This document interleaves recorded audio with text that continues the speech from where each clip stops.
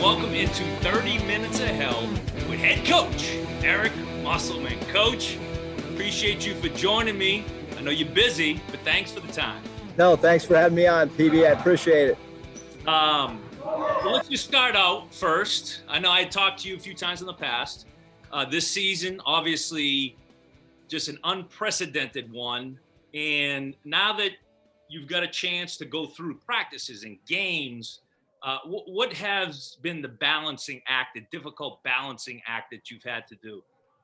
I think number one, you always want your student athletes to have some joy, meaning joy in practice, joy in the games.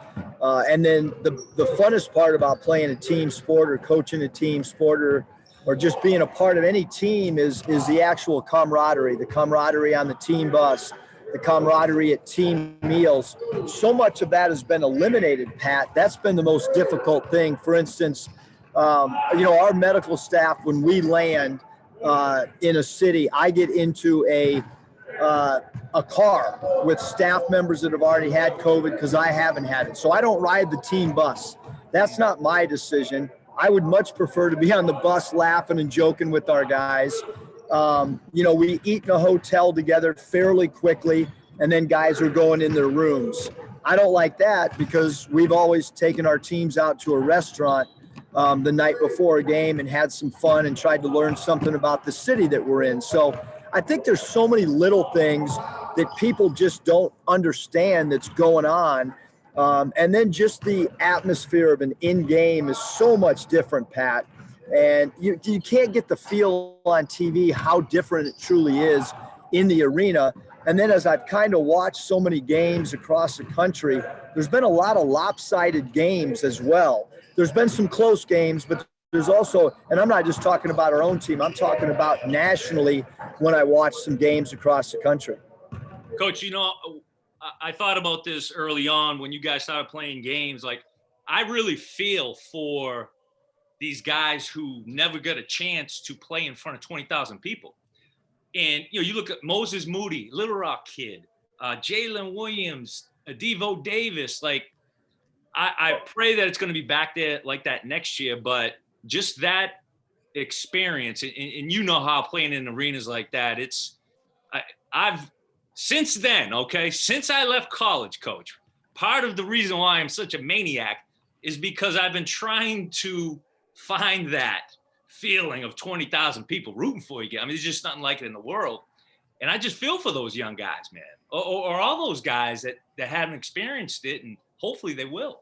Yeah, I mean, the first time I felt it at our early home games just because Bud Walton is, so powerful, as you mentioned, with the pop in the arena and the excitement. But when we went to Auburn in a league road game, as I was walking out with the assistant coaches, and when we hit the floor, I kind of turned back and said, this is really weird.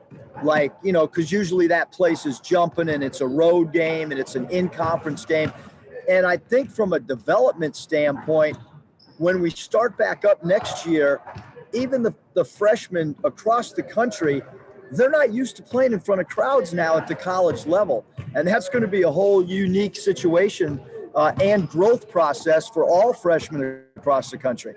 It is amazing how the building, wherever you play on the road or even the Bud, it takes on a life of its own, even where you're at Memorial Gymnasium, okay? Now, I hope every few minutes, if you could just give me an update on how we're shooting right now, if we're feeling good.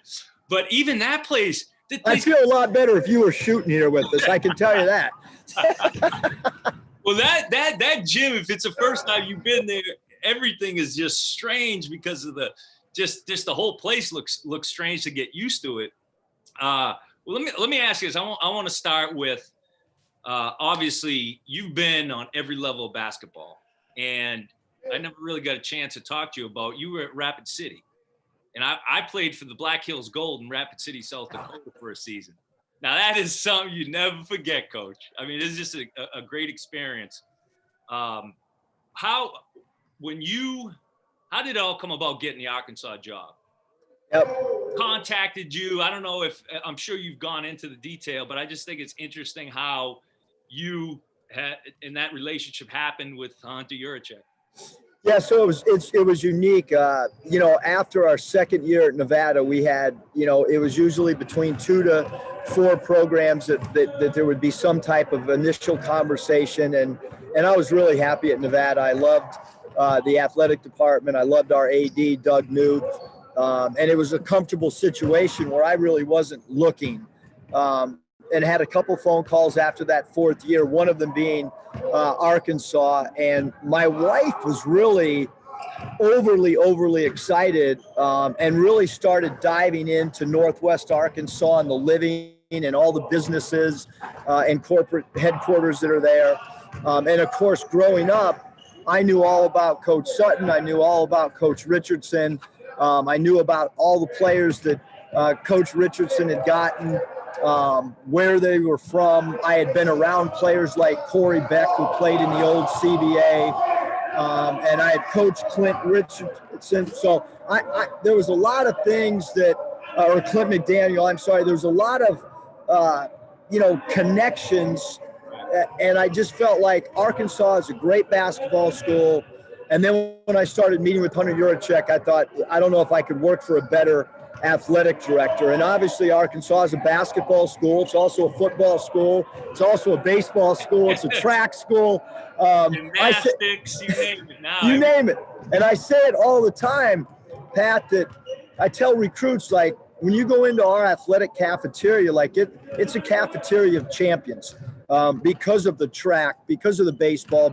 We've got so many great winning programs on our campus, and you really don't know that until you're actually a part of that Razorback family.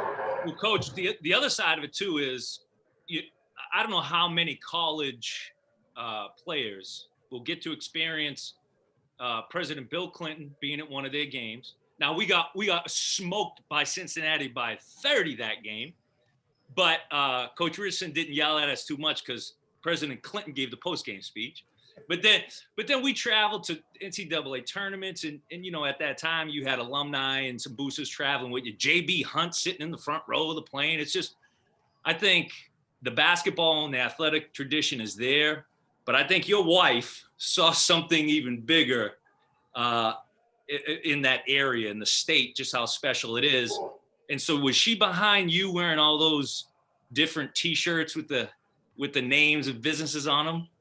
That was actually me. She usually comes up with all the ideas. But last year during press conferences, I decided to, wear some of our corporate sponsors and just to promote a little bit more as best we could. But yes, I mean, as you know, better than anyone, Pat, it's an incredibly great city to live in. Our family loves it. And the basketball tradition is what really makes it a great job. Coach, they accepted a Yankee like me, okay? I mean, they got to be half good, all right? Let me ask you about your father. I know he's a great influence. Did you ever play for him? I played for my dad in one tournament in Los Angeles. We played an LA team that was a lot better than my San Diego team. All my buddies that I grew up with surfed and skateboarded, so they weren't really great basketball players. My dad said he'd coach one of our teams. It was actually not AAU at that time. It was Junior Olympics. Yeah, my dad got thrown out in the first half, and then he was outside in the parking lot, and then I came out midway second half because I got tossed in the second half. And I joined him sitting in a car until we took the rest of the crew back to San Diego. Like father, like son. I love it. What type of a player were you? Not very good. No, I mean, I think anytime you're 5'7" and $148, you're not going to have a real basketball future. But I was on scholarship at the University of San Diego. We made 2 NCAA tournaments. It was the first 2 NCAA tournaments that USD had played in my freshman and senior year. So I was a third point guard on some really, really good teams. But I had 2 great college coaches in Hank Egan and Jim Bravelli. Jim Bravelli later went on to be interim head coach of the Washington Wizards, and obviously Hank Egan coached Mike Brown, who went on to be the head coach of some NBA teams, as well as he coached Greg Popovich at Air Force, and Coach Egan was also an assistant coach He was my assistant in Golden State. He was Mike Brown's assistant in Cleveland, and he worked for Greg Popovich in San Antonio. So my college coach actually was an assistant coach for 3 of his former players who went on to become NBA head coaches.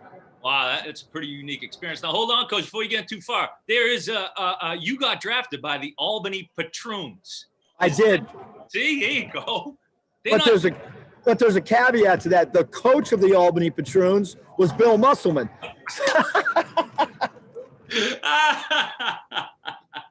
So that he would have gotten in trouble maybe by the family if he didn't take you in. Yeah, I think so. I think all the hours that he spent out on the playground with me, he decided to throw me a crumb and draft me. I didn't even go to training camp. Are you kidding me?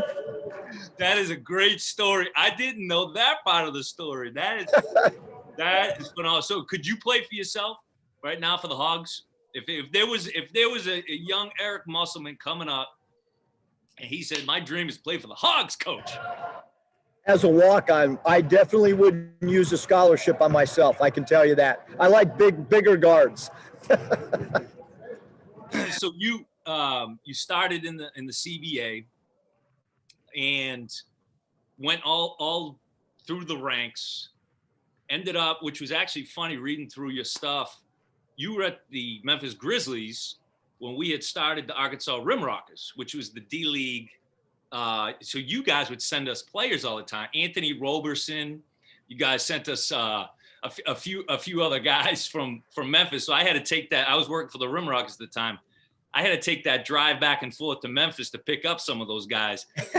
Because when you sent them, they didn't want to show up at Little Rock, Coach. No, they want to stay with the parent team. That's exactly right. And I was in charge of giving out the per diem, and the regular D-League guys getting like $35. That's a little different than the 150 they were getting for per diem up in Memphis. Well, and then the NBA guys that came on assignment, I'd have to give them, the 150, but they would pay for the other guys, when they had the chance. So that was good. What was the decision for you to go from NBA head coach and just being a professional basketball coach to then saying, I want to get into college basketball?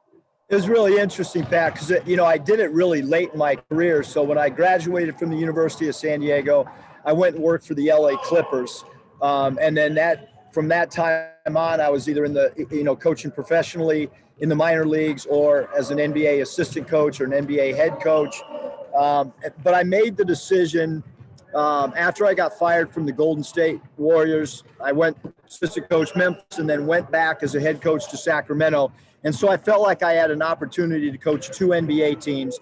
I did a ton of research after being let go by the Kings, and I said, there's not many people that get a third chance to be an NBA head coach. That was just a fact of the matter. And I didn't want to go back as an assistant coach at the NBA level for another 3 or 4 years and then hope of maybe landing a third chance. And so I spent 3 years doing TV in the college game out on the West Coast, as well as just reconnecting with my 2 sons at when they were at ages that they really needed their dad to be with them every single day.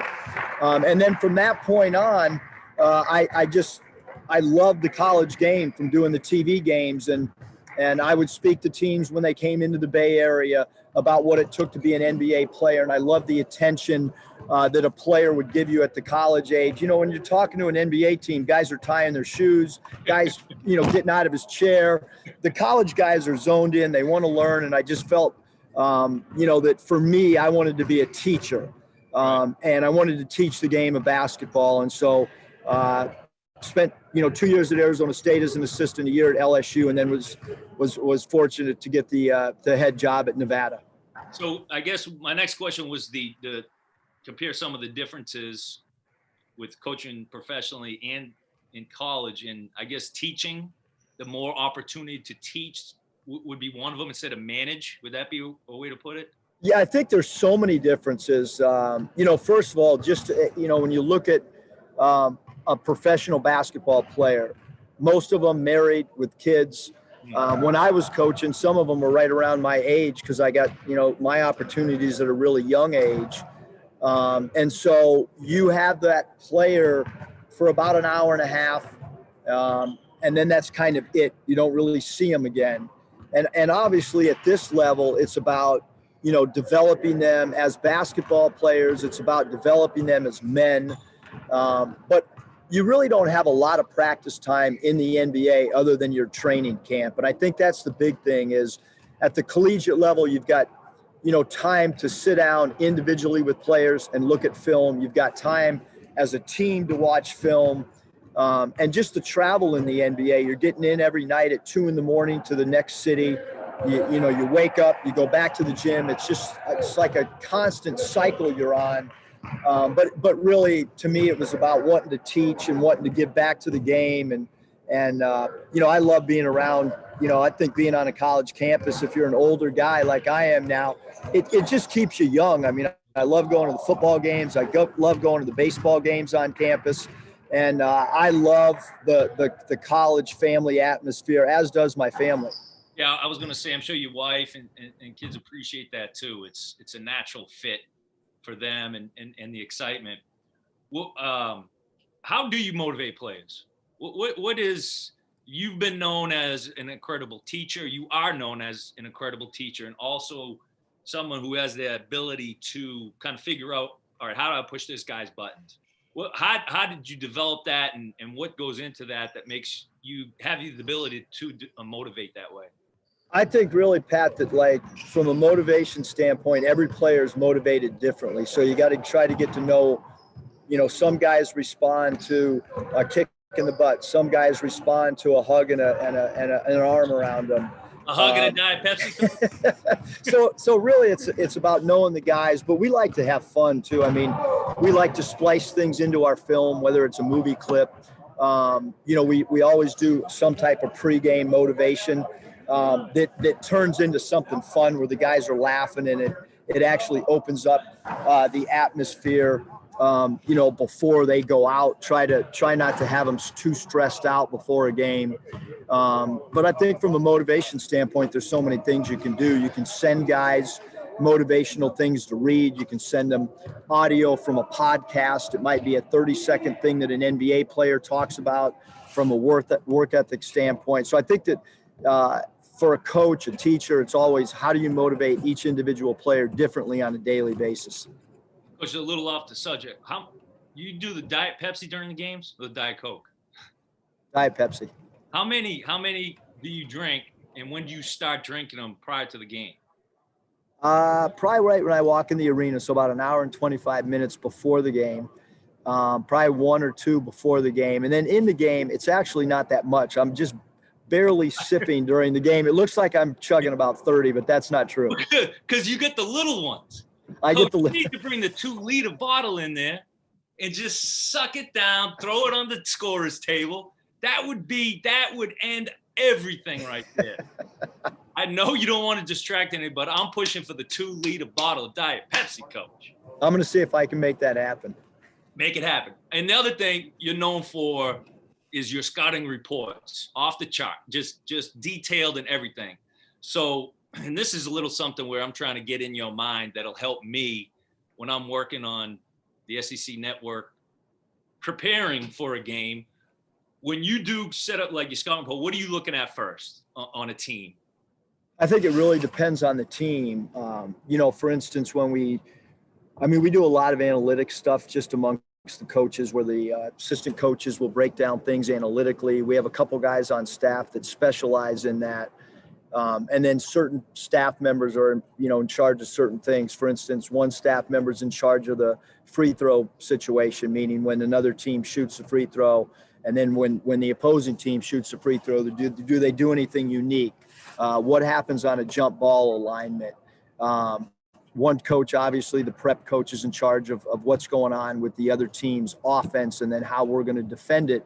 And then we also have someone that's in charge of our offense that's watching the other team's defense and how they play pick and rolls, how they play post-ups, what do they do on chasing screens or shooting gaps on screens. So all those things are really, really important. And then obviously the individual player breakdown of their top 7 or 8 players becomes really important. For instance, when we were getting ready to play Auburn, the way that I started the prep for myself was I wanted to see all the minutes that Cooper had the ball in his hands. That was the only thing that I wanted to at least start or build my foundation in prep. And every team to me has a different identity or different style that you've got to try to dive into.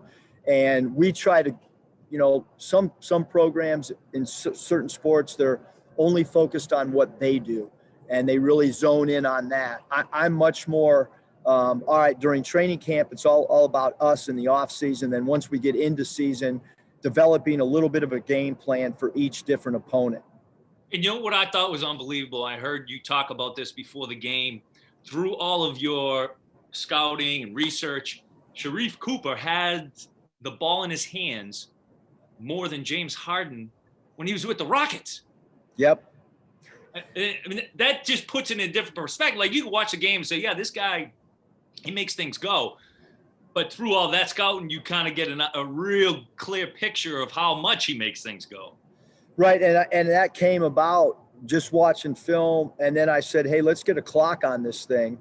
And it's easy to find how much an NBA player has the ball in his hands because there's so much analytics out there, and you can call a friend on another NBA team, and they can kind of tell you what you're looking for. And so, yeah, that's true. I don't have the numbers in front of me, Pat, but that is true. And I think for our team, they all of a sudden understood because when they're watching James Harden play, at least with the Rockets, we all know he had the ball in his hands the entire game. So I think that at least put our players' antennas up on how important it was to try to focus on one particular player. Do you ever like scout the referees? Like, actually, you know what? I do, and it's something I learned from Chuck Daly. Chuck Daly had a scouting report on every NBA ref. He knew which guys he could yell at. He knew which guys to ignore. He knew which guys were good to have on the road. And because I'm new to the SEC, I'm really still trying to figure out the referees in the Mountain West by year 4. I think I had an awesome, incredible relationship with most of the refs in the Mountain West. I knew everybody by the first name. I'm still trying to learn all our refs' names even. Before I can learn their tendencies. And some of them, is it true? Because obviously I talk to a lot of coaches. If a guy is known for calling certain fouls or more fouls than other, or he lets them bang under the post, would that affect how you prepare for a game? I think so. I think, you can't prepare for the game because you really don't know until right before tip-off, or at least my staff doesn't let me know until tip-off. But I do think that, in your pregame, when you find out. Get somebody at Fayetteville Airport, Coach, that get heads up right when those officials land. I do think that you can, you can tell your team, hey, this is a guy that's really communicative. You can talk to him. This is maybe a guy that you just got to go to the next play. I do think there's little tendencies like that you can at least kind of alert your players to. With certain refs, because some refs are, they really are great communicators as long as there's a dead ball situation for you to communicate with them. Right. Coach, I know I'll get you out of here soon. How's the guy shooting, by the way, at the shoot around? Shoot, they shot the lights out. They left. I'm sitting in here alone. I'm in a gym all by myself. Story of your life, Coach. Exactly. Just the last couple things. You, in your recruiting, you've got a unique approach. I was able to actually talk to Kareem Moody, Moses' father, last year, and he's a great guy, man. He did a lot of great things in Little Rock basketball. What is your approach? Because it's so different now. What are the things that you have to do now that you never envisioned 10 years ago, 20 years ago that would be part of recruiting? Well, 10 or 20 years ago, I was not coaching at the collegiate levels. Right. So for me, it's all new anyhow, because I've only been a head coach, for the last 6 years. So I think the biggest thing is from a recruiting standpoint, you got to get to know the player. You got to get to know his surrounding inner circle, what's important to him. But even before you start all that stuff, really, Pat, you got to have a game plan. Right. You got to have a blueprint. You've got to, what are you looking for? Because right now, whether anybody wants to admit it or not, but the transfer market is here. It's not going away. Everybody's doing it now. As short as my first year at Nevada, which was what, 6.5 years ago. I mean, that was easy for us from a transfer mark. Not many people were doing it. But now everybody's doing it, all Power Fives. But I do think that at the SEC level, you've got to have some great freshmen. I think that's really, really important. And you might not get great freshmen every single year, but over a 24-month cycle, that's important to have. And you got to, if you're at this level, you've got to have NBA level players, or you cannot win. Because that's just what you're facing, and you've got to have guys that can play not just in the NBA. You might only have 1 or 2 per year that can do that, but you got to have guys that can play in the G League. You got to have talent that is good enough to go play in Europe. And the general public doesn't understand how hard it is to get a deal overseas or to play in the G League. And so from a talent standpoint, you've got to have great talent. And then I think recruiting wise, what fits you, what fits your system becomes really important. I was going to ask you that. So for you, when you're at a game or it's tape or whatever, what is it that will make a player stand out to you and say, that's the kind of guy that I can do something with? Yeah, I think one skill, that's the most important thing to me, Pat, is a player, what does he do great? If a player shoots the ball great, that's a skill. If a guy's a point guard and he's got great leadership, that's a skill you can utilize. We've had Jalen Tate this year, and last year Jimmy Witt, both very tall point guards that could switch things because of their length. So I saw both those guys and felt, hey, this is a great fit, a tall point guard that can play in a defensive switching style. It might be a guy's got a skill to be a great loose ball getter. But I think if a guy's just pretty good in a lot of different areas, for me and our system, that's hard. I think we want a guy that's got one skill that stands out, that skill can maybe carry him to play beyond college basketball would be the key for us from a recruiting standpoint. Yeah, I can see how pretty good at all positions can get you beat pretty good. Right? I think that's a great statement. So now you can get guys that got a skill in each and use all of them together. What's the meal tonight for you? I don't know. I just kind of show up to the hotel. I don't pick it. No, I'm the last one they ask about eating, travel, flights. I just kind of show up when they tell me. Do you have any superstitions or routines pre-game? Like you eat something, you wear your lucky socks, anything like that? I don't think so. I think, when you coach in Venezuela, Dominican Republic, the NBA, G League, I think I've been in too many places to think there's any superstition.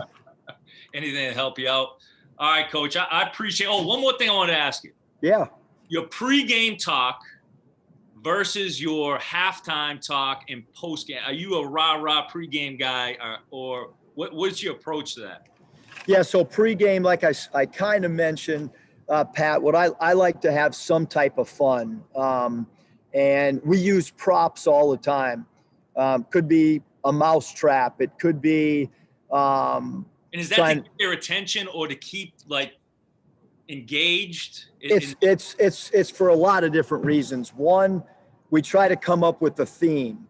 I could bring a track shoe in and say, hey, this game's going to be a track meet tonight, and then we'll put up on the video, Bolt running in sprints and just to put it in their mind instead of just saying, hey, we got to get back in transition defense. Yeah. So we're constantly trying to come up with a prop, come up with a theme, and then have fun because we know there's going to be stress when you go play a game. Everybody knows you play in the SEC, almost every game's on national TV, some network. So it's very, very important that guys have some semblance of relaxation, especially with us, because I am intense. And then halftime, there's no fun. There's no props. Halftime is more about can we make a tweak to what the other team's doing? What type of scheme are we going to use in the second half, both offensively and defensively? And then it's important to figure out what rotation is working up from a matchup standpoint as well. And then post game, a lot of fun if we win, not so fun if we lose. Make it miserable, Coach. Make it miserable. They'll never forget that. Well, I appreciate you for joining me. I'm sure you're an early riser, so I want to make sure that you get enough sleep, get that meal in early on so you don't get any agita right here, any hot. But I do appreciate you, Coach. Best of luck. We're behind you, excited and appreciative of everything you're doing. Definitely giving us excitement, and we know we're going to be back there in the tournament winning games. Appreciate it, Pat. Thanks so much for having me on. All right, thanks, Coach.